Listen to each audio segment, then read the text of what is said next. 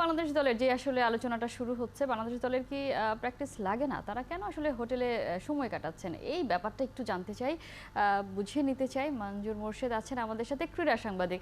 মঞ্জুর মোর্শেদ, আপনার সাথে যে যখন আসলে বাংলাদেশ ভারতের সাথে প্র্যাকটিস ম্যাচটাতে আসলে বাজে খেলেছিল, তখন আমরা আলোচনা করেছিলাম যে কিভাবে, কেন এত বাজে খেললো, এত কিছু, বা ফর্ম থেকে কিভাবে ফর্মে ফিরবে। আর আমরা এখন দেখতে পাচ্ছি পুরো টিম আসলে হোটেলে সময় কাটাচ্ছেন। গতকাল আবার আমরা দেখতে পাচ্ছিলাম বাংলাদেশ টিমের বেশ কয়েকজন মেম্বার সামাজিক কাজের সময় ব্যয় করছেন। কি বুঝতে পারছেন আসলে কি চাচ্ছে, বা টিম ম্যানেজমেন্টের পরিকল্পনাটা আসলে কি?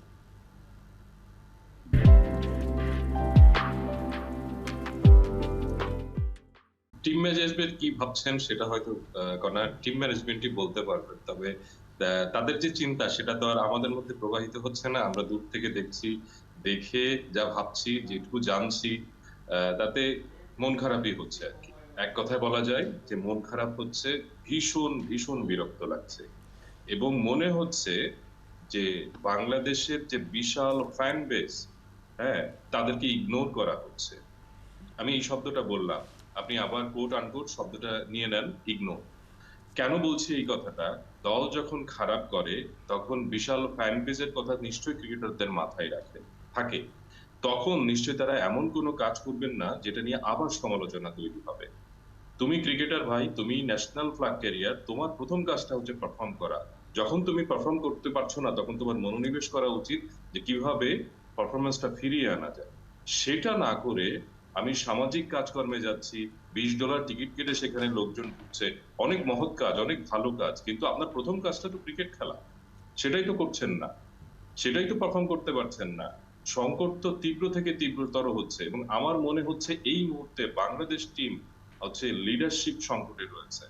সঠিক নেতৃত্ব নেই সেখানে। হয়তো অনেকে মিলে অনেক ধরনের মানে ক্লাস্টার তৈরি করেছে, যে এক একজন এক এক ক্লাস্টারের লোক। সেটা হয়তো বা একটা সংকটের কারণ হতে পারে। যখন দল পারফর্ম করে তখন এইসব সংকট কিন্তু সামনে আসে না, কিন্তু দল যখন সংকটে থাকে তখন কিন্তু সঠিক লিডারশিপের দরকার হয়। তো সেই জায়গাটিতে নেয় ক্যাপ্টেন হিমসেলফ নিজে পারফর্ম করতে পারছেন না, খুব বাজে ফর্মে তিনি, যে কারণে তার ভয়েসটা হয়তো বা সেইখানে নেই, তিনি হয়তো বা দলকে একত্রিত করতে পারছেন না। ক্যাপ্টেনের একটা চয়েস থাকে নিশ্চয়ই, এই বিশ্বকাপে যে দলটা গেছে সেখানে ক্যাপ্টেন্স ফল ছিল, হয়তোবা সেখানে কোচ এবং ক্যাপ্টেন মিলে কিছু সিদ্ধান্ত নিয়েছেন। সব মিলে যে টিমটা গেছে তার উপর তো আমরা ভরসা করতে চেয়েছিলাম, পারছি কি? এখন টুর্নামেন্ট শুরু হতে যাচ্ছে। আজকে যখন নেপাল নেদারল্যান্ডস ম্যাচটা খেলবে, দু দলের ক্রিকেট আমরা দেখবো, ডালাসের উইকেটে রান আছে, তখন তাদের কাছ থেকে যদি কেউ ভয় ধরানোর পারফরমেন্স দেখান তখন তো আমরা নিজেরও ভয় পেয়ে যাবো, কারণ এই দুটো দলের সঙ্গে বাংলাদেশ জিততে চায়। এখন গতকাল আইসিসি তাদের প্রাইজ মানি ঘোষণা করেছে রেকর্ড পরিমাণ, আইপিএল এর চেয়েও বেশি, এবং সেইখানে দেখলাম যে বাংলাদেশ যদি ম্যাচ নাও জেতে তাও 2.5 কোটি টাকা পাবে, 2.5 কোটি টাকার উপরে পাবে। তো আমরা সেই হিসাবও করছি যে বাংলাদেশ যদি না জেতে কোনো ম্যাচ তাহলে কত টাকা পাবে বাংলাদেশ। তাহলে দেখেন, দর্শক হিসেবে, গণমাধ্যম কর্মী হিসেবে, বাংলাদেশের ক্রিকেট ফলোয়ার হিসেবে, ফ্যান্স হিসেবে আমাদের সংখ্যাটা কোথায় নেমে এসেছে, আমরা কোথায় দাঁড়িয়ে আছি, এখান থেকে পরিত্রাণের উপায় কি মঞ্জুর আসলে মোর্শেদ, আপনি প্রাইজ মানির কথা বলতে আসলে একটু মনে পড়লো, বা এটা কি আমাদের কালচার কিনা? কিছুদিন আগে নিশ্চয়ই আপনার মনে আছে, যখন ঘরোয়া ক্রিকেট লিগে সাকিব আল হাসান এত লম্বা ক্যারিয়ারে তিনি আসলে প্রথমবার সেঞ্চুরি করলেন, তিনি তখন গণমাধ্যমে বললেন তিনি পাপন ভাইকে ফোন করেছেন, পাপন ভাই যেন তাকে কিছু একটা দেয়, মানে আমরা কিছু একটা করি কিছু একটা পাওয়ার আশায়। এইটা কি আমাদের কালচার কিনা? বুঝতে পারছি না আসলে কালচারটা কোথায়। আপনি দেখেন, আমাদের যে 3 টপ অর্ডার, সেখানে যে 4 জন রয়েছে, এই 4 জন তা কারোর উপরই নির্ভর করা যায়, ইভেন তানজিদ তামিম কারোর উপরেই নির্ভর করা যাচ্ছে না। তো এই 4 জনের বিকল্প কোথায়? আপনি বিকল্প খুঁজে পাবেন? কাকে নিয়ে যাবেন তাদের রিপ্লেসমেন্ট হিসেবে? তাহলে এই ব্যর্থতা কার? নিশ্চিতভাবে বাংলাদেশের ক্রিকেট সিস্টেমের দায়টা শেষ পর্যন্ত কার উপরে যে পড়ে? এই ক্রিকেট কমিটির উপরে, বিসিবি সভাপতির উপর। তিনি দীর্ঘদিন ধরে ক্ষমতায় রয়েছেন, কিন্তু সেভাবে ক্রিকেটার প্রডিউস করতে পারেন। হয়তো বা অবকাঠামোগত কিছু সুযোগ সুবিধা বেড়েছে, কিন্তু সব মিলে পারফরমার বের হওয়ার যে ক্ষেত্রটা সেটা কিন্তু তৈরি হয়। আজও দেখেন, এই এখন এসেও কিন্তু আহ একমাত্র রোহিত শর্মা ছাড়া দ্বিতীয় ক্রিকেটার হচ্ছে সাকিব আল হাসান, যিনি 2007 থেকে সব বিশ্বকাপ খেলেছেন। সাকিব আল হাসান বিশ্বসেরা অলরাউন্ডার, তিনি পৃথিবীর অন্যতম সেরা একজন পারফর্মার। তিনি 2007 থেকে T20 সবগুলো বিশ্বকাপ খেলেছেন। রোহিত শর্মা তো চ্যাম্পিয়নও করেছেন, চ্যাম্পিয়নশিপ দলের চ্যাম্পিয়ন হওয়া দলেরও সদস্য ছিলেন। সাকিব অর্জনটা কি? তিনি দলকে কি দিতে পেরেছেন? একবারও কি সেমিফাইনাল খেলাতে পেরেছেন দলকে? একটু ভেবে দেখেন তো। 2007 থেকে বিশ্বকাপ খেলছে এরকম দুটি দেশ হচ্ছে দক্ষিণ আফ্রিকা এবং বাংলাদেশ। দক্ষিণ আফ্রিকাও তো সেমিফাইনাল খেলেছে, তাদেরকে তো চোকার্স বলা হয়, তারা তো সেমিফাইনাল খেলেছে। বাংলাদেশ কি খেলেছে বলেন? তাহলে আমরা দেখছি যে আমাদের যারা সিনিয়র ক্রিকেটার তারাও তো দলকে সেই অর্থে তেমন কিছু দিতে পারেনি। গত 4-5 বছরে সাকিব দলকে উপহার দিয়েছেন এমন কোন ম্যাসিভ অলরাউন্ডিং পারফরমেন্স আপনার মনে আছে? বাংলাদেশ যেসব ম্যাচ জিতেছে গত 4-5 বছরে, সেখানে সাকিবের অবদান কোথায়? সাকিব ছাড়াই তো আমার মনে হয় সব ভালো ভালো ম্যাচ বাংলাদেশ জিতেছে। তাহলে তিনি যখন দলে থাকছেন তখন তার তো একটা ভূমিকা থাকে। ভারতের বিপক্ষে 4 ওভারে 47 রান দিলেন, 34 বলে 28 রান করলেন। কি মানে ডাউন পারফরমেন্স!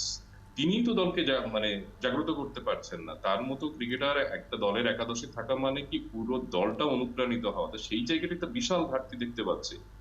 মাহমুদুল্লাহ রিয়াদ শেষ বয়সে এসে দুর্দান্ত পারফরমেন্স করছেন, কিন্তু তিনি একা তার জায়গা থেকে কি করবেন? আমাদের সেরা জুটি যদি সাকিব এবং মাহমুদুল্লাহ মিলে করেন ষষ্ঠ উইকেট জুটিতে, ম্যাচটা শেষ হয়ে যাওয়ার পরে, তাহলে এই দুই ক্রিকেটারের দরকার কি দলে? তরুণদের সুযোগ দেন তার থেকে। তাহলে তাদেরকে শুরুর দিকে নিয়ে আসেন। যদি তরুণরা এখনো তো মনে হয় যে এই 5 জন ছাড়া বাকি যারাই দলে আসেন, আমার নিজের কেন জানি মনে হয় সব বোধহয় তরুণ। এই 8 বছর 9 বছরের ক্রিকেট ক্যারিয়ার, 10 বছরের ক্রিকেট ক্যারিয়ার, তারপরেও সেই ক্রিকেটারদের মনে হচ্ছে এরা সব তরুণ ক্রিকেটার।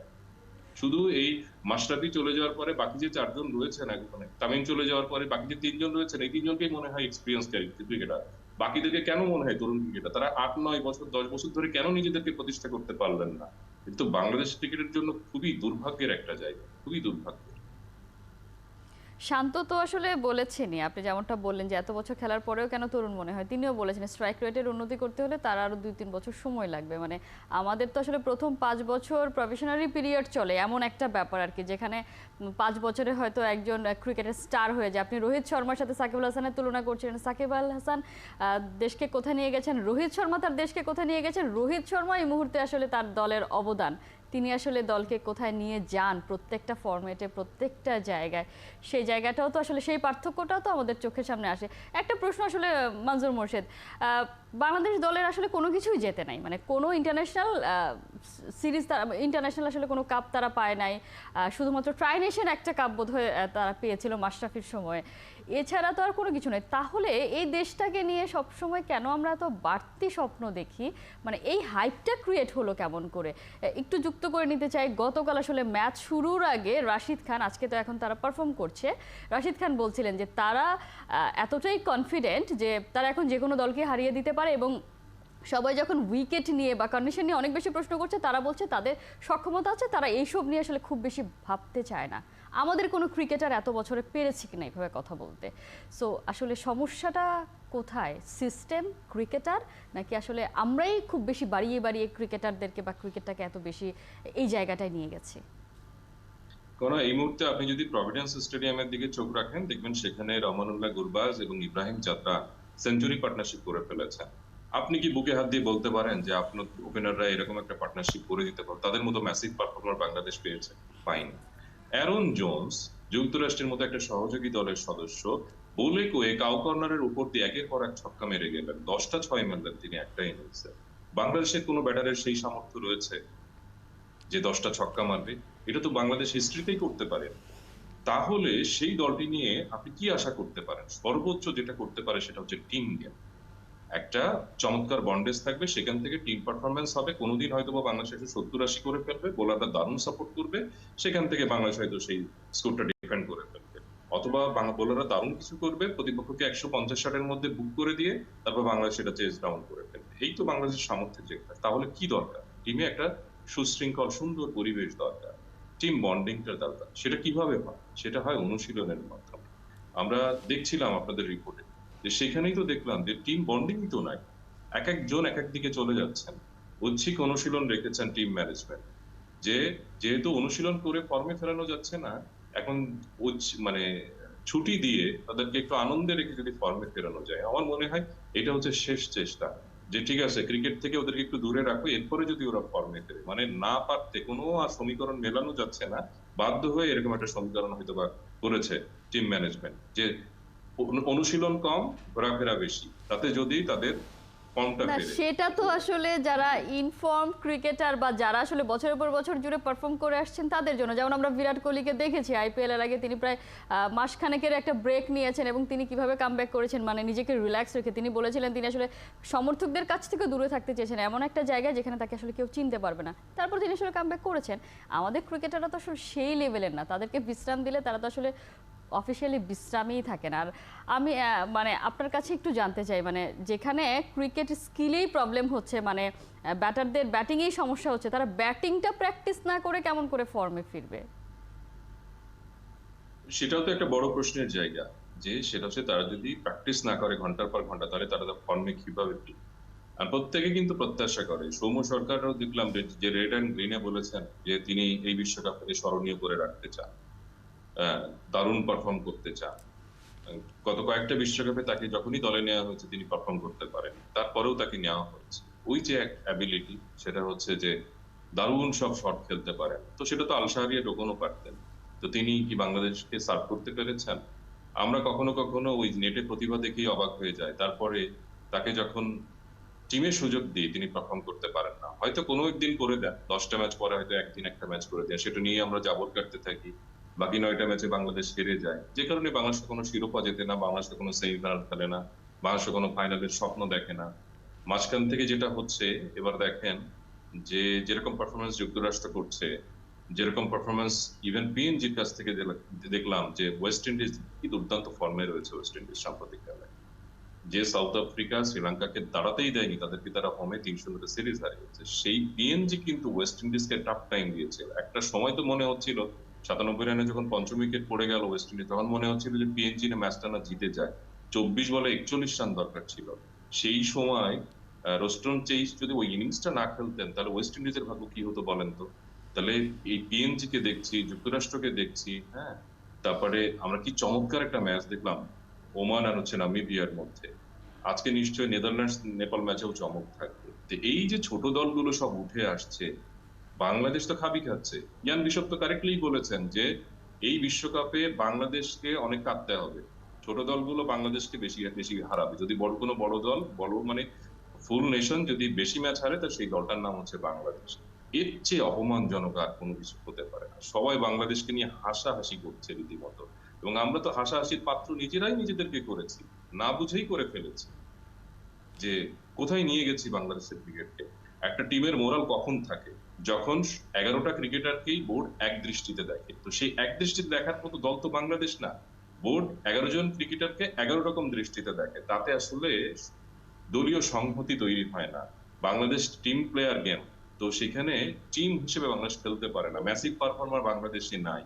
বাংলাদেশের সবই হচ্ছে ওই কিছুটা অবদান রাখার মতো প্লেয়ার। ম্যাসিভ পারফরমেন্স আমরা বাংলাদেশের ক্রিকেটে খুব একটা পাই না। ম্যাচ তো উইনিং সেইখানে পারফরমেন্স তো আসলে নেই, যেটা আসলে বলি ইন্টারন্যাশনাল ট্রফি না জিততে পারলে আসলে সেই দলকে কেন আসলে, সেজন্য আপনাকে প্রশ্নটা করেছিলাম যে কোনো কিছু জিততে পারে না তারপরেও বাংলাদেশকে নিয়ে কেন এত বেশি হাইপ ওঠে, সেই জায়গাটা একটা প্রশ্নের জায়গা। আপনি বলছিলেন যে ইয়ান বিশপ যেমন বললো যে নেদারল্যান্ডস বাংলাদেশকে আসলে হারিয়ে দিতে পারে। নেদারল্যান্ডস তো অনেক শক্ত টিম, নেপালকে নিয়েই বরং আসলে শঙ্কাটা জেগে যাচ্ছে যে নেপাল কিছু একটা করে ফেলতে পারে কিনা। গতকালের শ্রীলঙ্কা ম্যাচটা নিয়ে যদি একটু কথা বলতে চাই, সাউথ আফ্রিকা বিশ্বকাপের প্রথম হাই ভোল্টেজ ম্যাচ হওয়ার কথা ছিল, কিন্তু সেটা আসলে সব থেকে লো ভোল্টেজ ম্যাচ হয়ে গেছে। কি কারণ, এই ম্যাচটার দিকে নিশ্চয়ই আমরা সবাই খুব বেশি ভালোভাবে খেয়াল করেছি, কারণ আমাদের কম্পিটিটর তারা। সেই দিক থেকে কি মনে হয় যে উইকেটে কোনো প্রবলেম কি দেখছেন, নাকি আসলে শ্রীলঙ্কার ব্যাটিং লাইন আপটাতেই সমস্যা হয়েছে? নিউ ইয়র্কের উইকেট তো ড্রপ ইন উইকেট, এই উইকেটে কিন্তু এরকম হতে পারে বলে আশঙ্কা করা হচ্ছিল। তবে মনে করা হচ্ছিল যে এত খারাপ হয়তো বা হবে না। আপনি দেখেন যে দক্ষিণ আফ্রিকার যে হেভি ব্যাটিং লাইন আপ, তাদেরও কিন্তু 16 ওভার লেগেছে ওই 77 রান চেস করতে। তার মানে উইকেটটা আসলে কতটা ডিফিকাল্ট ছিল। হয়তোবা এর পরবর্তীতে আমেরিকা যেভাবে মানে ক্রিকেটে নিজেদেরকে সাজাচ্ছে, তাতে মনে হয় না যে তারা তারা এই ধরনের উইকেটার রাখবে।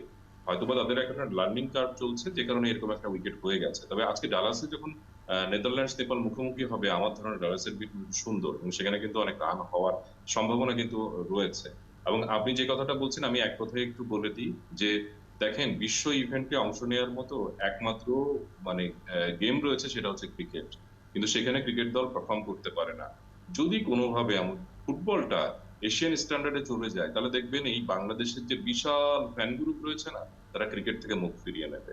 ফুটবলটা ব্যর্থ হয়, কিন্তু বাংলাদেশের সাধারণ মানুষ কিন্তু খুবই স্পোর্টিং লাভার। তারা কিন্তু মুখ চেয়েছিল ক্রিকেটের দিকে।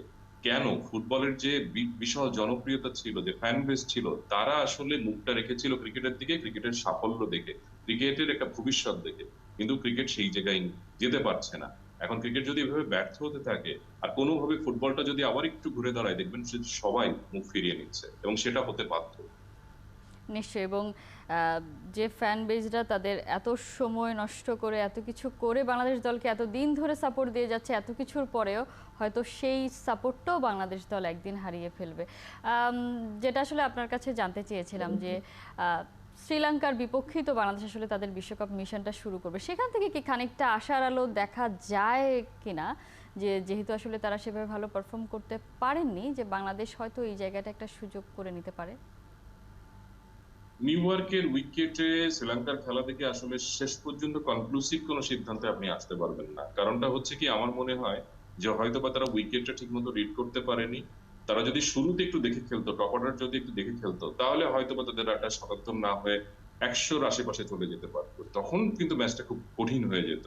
তো শ্রীলঙ্কার রিডিংটা মনে হয় একটু ভুল ছিল। মাজহার এবং মোর্শেদ, এই এই মাঠেই তো বাংলাদেশ ভারত খেলেছিল না? ভারত তো আসলে ভালোই রান করেছিল, ১৮৫-র মতো করেছিল। সেই জন্য আসলে প্রশ্নটা।